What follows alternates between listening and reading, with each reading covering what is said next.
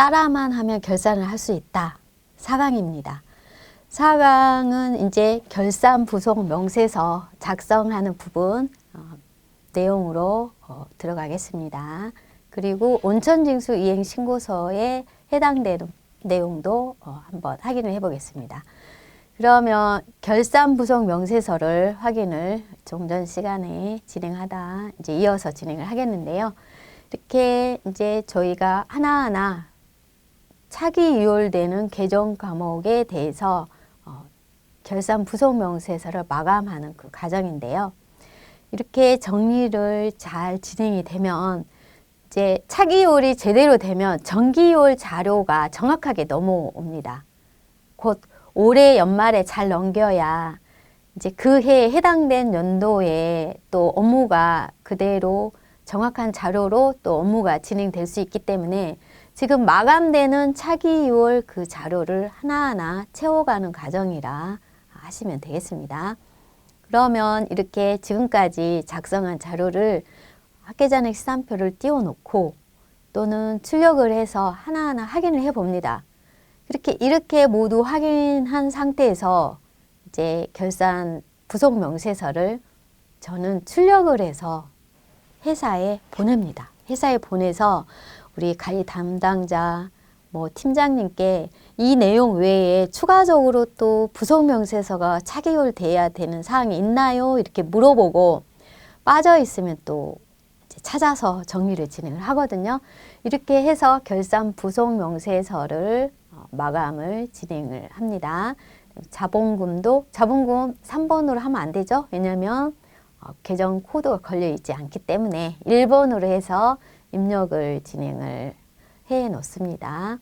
그 다음에 이제 이렇게 전체적인 계정 과목을 하나 둘 정리를 했는데 여기가 이제 순서대로 안 돼 있잖아요. 그래서 다시 빠져나갔다가 다시 들어가잖아요. 그러면 계정 과목별로 이렇게 순차적으로 정렬이 됩니다. 그래서 정렬된 자료를 이대로 확인을 해 놓고요. 다음에 이제 저희가 진행되어야 할 사항은 이렇게 결산 부속 명세서가 정리가 되면 그 다음은 이제 순서가 이제 해당되는 사항이 뭘까요? 이제 현금 시제 정리입니다. 현금 시제 정리는 이렇게 부속 명세서 다 작성이 되고, 왜냐하면 통장 자료를 확인을 하다가 부속 명세서를 작성을 하고 있는데 통장의 내용이 틀어졌거나 아니면 통장 기표가 안 됐거나 이런 사항이 나오잖아요. 그럼 부속 명세서를 다시 들어가서 수정을 해야 되는 사항이 있기 때문에 결산 부속 명세서 데이터를 정확하게 입력하고 난 다음에 현금 예금 조정으로 들어가서 진행을 하는데요. 법인 사업자는 현금 예금 조정을 진행을 안 하는 경우도 있습니다. 왜냐하면 그만큼 통장 기표된 내용을 모두 장부상 반영하기 때문이고요. 만약에 현금 잔액 조정을 해야 된다 하면 먼저 재무제표에 가지금이 있는지 가수금이 있는지 먼저 확인을 합니다. 그래서 확인을 해서 그 가지금이 있다 그럼 모두 해소를 진행을 하고 이렇게 먼저 계정 과목 확인을 하고 현금 시제 정리를 하는 점 잊지 마시고요. 그래서 이제 돈이 들어오면 가수금이고요. 돈이 나가게 되면 가지급금인데 종전 해계년도에 가지금, 가수금이 있는지를 먼저 확인한다. 있죠. 유의하시고 그다음에 정리 다 하고 난 다음에는 전표 추가를 진행을 합니다. 그래서 순차적으로 이제 그 가지금에 해당되는 부분 때문에 여기에서 사용자 체크를 진행을 하고요.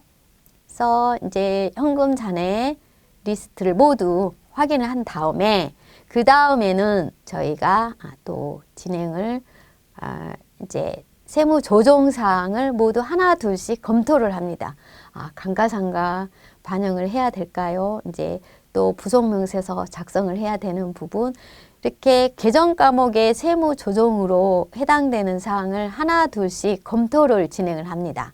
그렇게 하고 그다음에 이제 다 진행하고 난 다음에는 일반 전표에서 저희가 제대로 입력이 되어 있는 적격 증빙 수치 여부를 확인을 하는 내용이 있습니다. 그 내용이 뭐냐면 적격증빙에 대한 세금계산서, 계산서, 신용카드, 현금, 영수증 사용 부분은 항상 신용카드 여로 해서 표기를 하고 이렇게 전표 입력을 끝내잖아요. 근데 통장에서 입력하는 내용에서 저희가 적격증빙 명세서 제출 제외 대상을 체크를 안 할 경우도 있습니다. 많은 업무를 하다 보면 그게 이제 일부는 했는데 일부는 안 할 수도 있기 때문에 이 내용을 불러오기를 진행을 해서 이렇게 수치 대상이 모두 걸어져 있으면 이게 확인이 되는데요.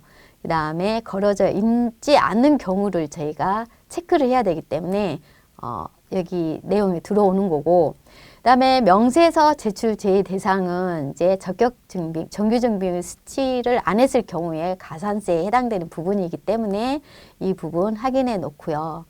그 다음에 저희가 온천징수 이행신고서 사업소득 신고를 할 때, 입력을 할 때도 사업소득으로 꼭 표시를 해줘야 되고, 그 다음에 여기에 보면 이제 통장에서 입력된 부분이 적격증빙 걸리지 않은 부분, 명세서 제출 제외 대상에 걸리지 않은 부분, 일반 전표로 찾아가서 해당 사항을 모두 걸어줘야 됩니다. 걸어줘서 이제 3월 31일 날 해당되는 부분이 지금 걸리지 않았거든요. 이렇게 해당 사항 없음으로 돼 있습니다. 그러면 돼 있는 부분 카드도 아니고요. 이제 보험료는 금융보험 용역이잖아요. 그 해당 부분. 그다음에 KT, 전화요금은 통신에 해당되는 내용 이렇게 모두 하나하나 다 체크해서 걸어주는 과정이 필요합니다. 이 부분 내용 체크하는 과정을 잊지 마시고요. 그다음에 이제 점차적으로 결산 마감에 점점 이제 정리하는 그 과정인데요. 지금 통신비 체크를 23번이죠. 23번을 체크를 해서 정리를 합니다. 다시 가서 수정을 해주는 내용인데요. 이렇게 수정을 일일이 다 가서 해주고요. 이렇게 해준 다음에는 다시 영수증 수치 명세서에 들어가서 조회를 불러오기를 진행을 합니다. 그러면 아까 빠져있던 부분이 다시 이렇게 들어오게 돼 있거든요. 그럼 들어있는 내용을 확인을 하고요. 여기에 해당 사항 없음 다시 가서 검토를 해봅니다. 그러면 뜨지 않잖아요. 이미 제대로 정리가 됐기 때문에 뜨지 않은 내용 확인을 하고, 이렇게 해서 결산 부속에 관한 내용을 확인을 했습니다. 그러면 이제 저희가 학계잔액 시산표에 들어가서 이제 결산 부속 명세서에 대한 명세서 작성 마감을 하는데, 제가 상품 매출 메인 매출장 부분을 확인을 했습니다. 이제 제가 어떤 부분을 설명을 하려고 이렇게 들어왔냐 하면은요. 저희가 거래를 하다 보면 이제 그 통장 내용에 대해서 정확한 근거 자료, 이제 상호로 표기된 부분에 대해서 다시 한번 체크를 하려고 제가 이 내용을 다시 들어왔는데요. 여기서 이제 그때 데이터 정렬을 안 한 부분이 있어서 그 부분을 보여드리고자 해서 다시 들어왔거든요.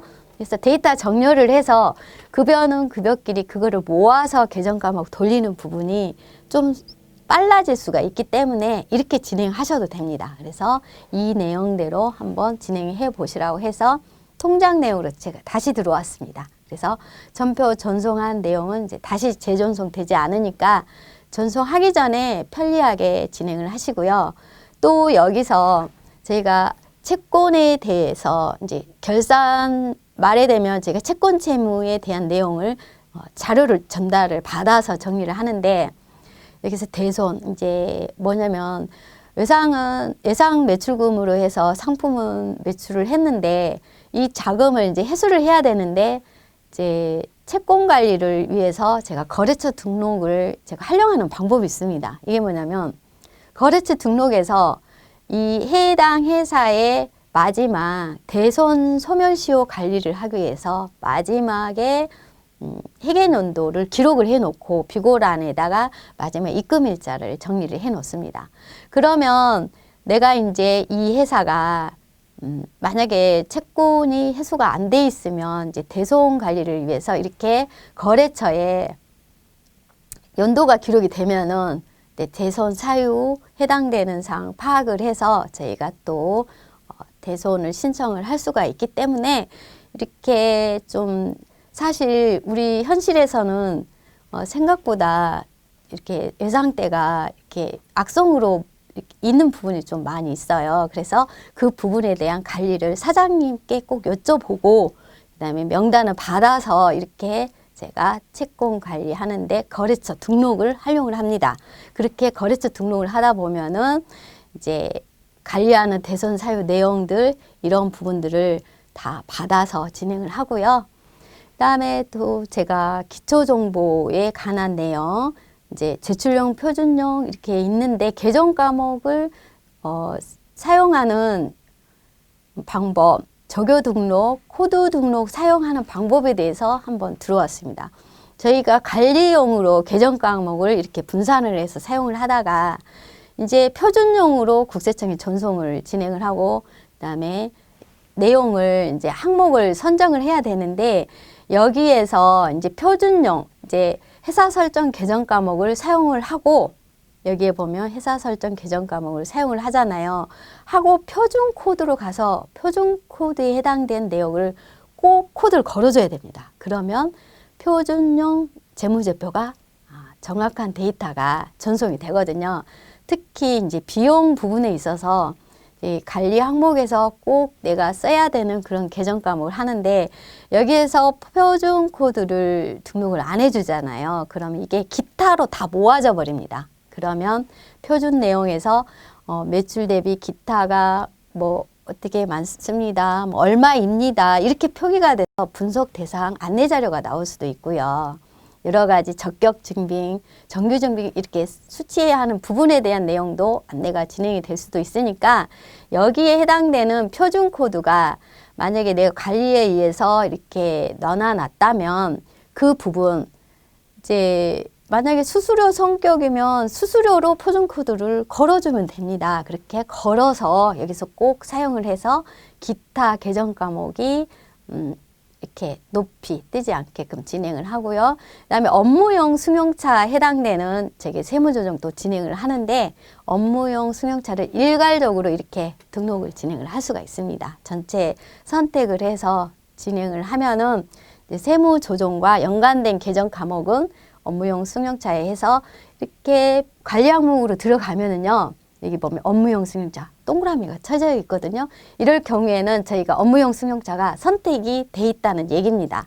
그래서 일괄로 등록을 해서 거래처 계정 과목 적요 등록 활용을 하시면 되겠습니다.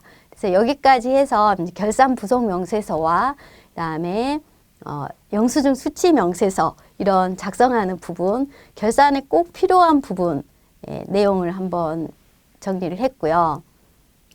그 다음에는 이제 결산 마감에 해당된 부분 외에 이제 저희가 매월 진행하는 온천 지급하는 내용에 대해서 이제 업무를 들어가 보겠습니다.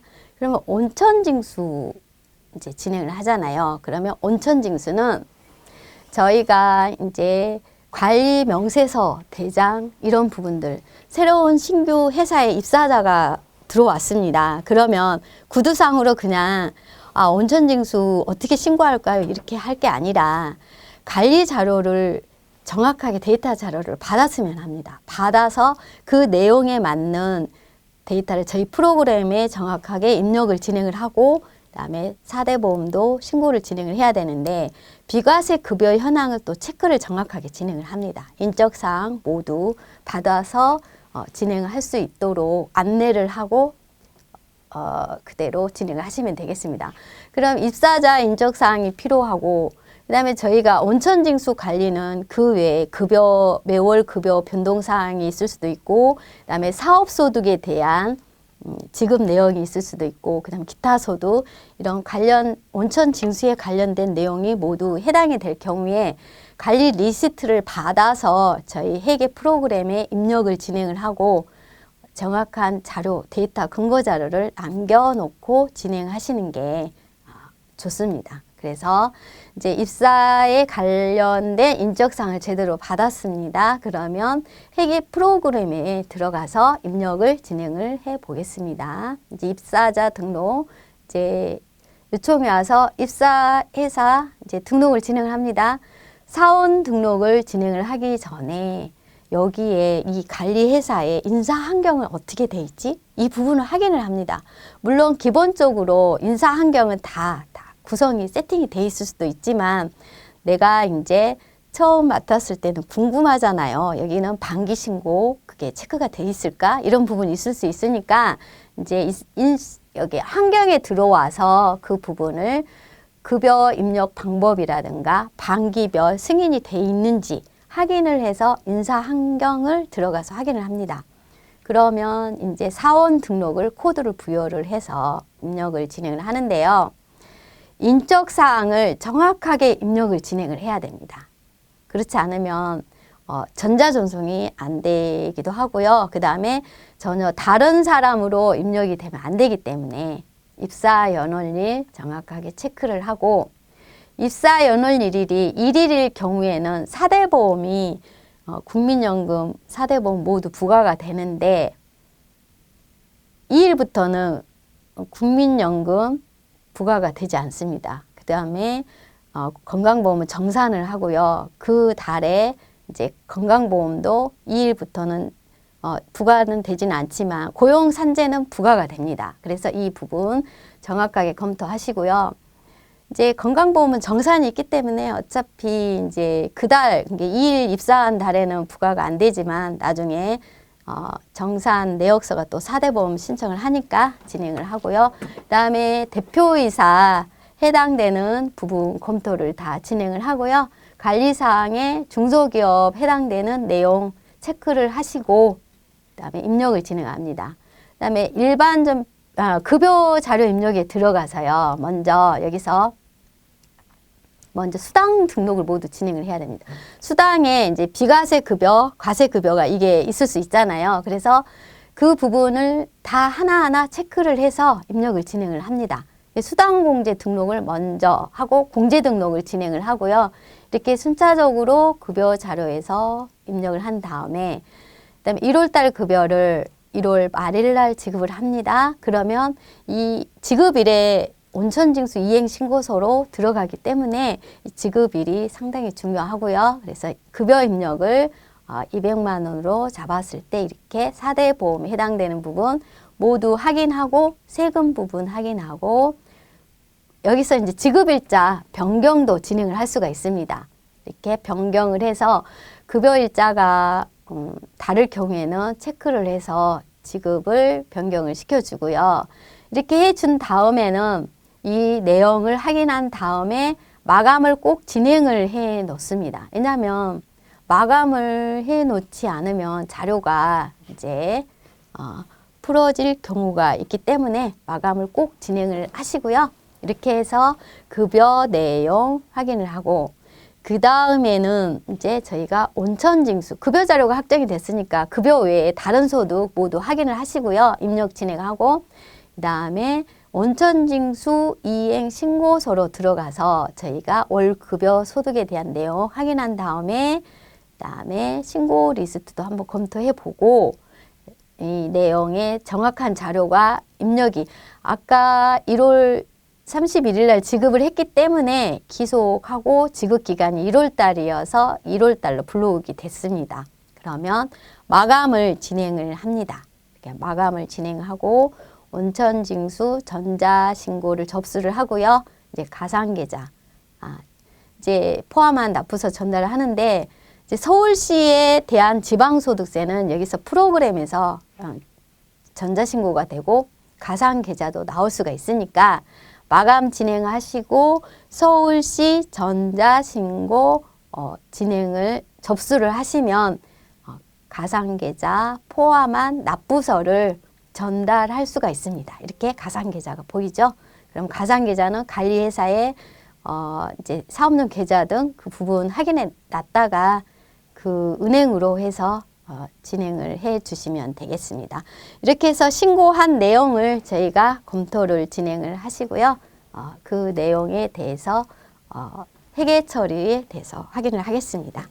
그러면 이제 급여 전표 처리하는 방법을 또 확인을 해 보겠습니다.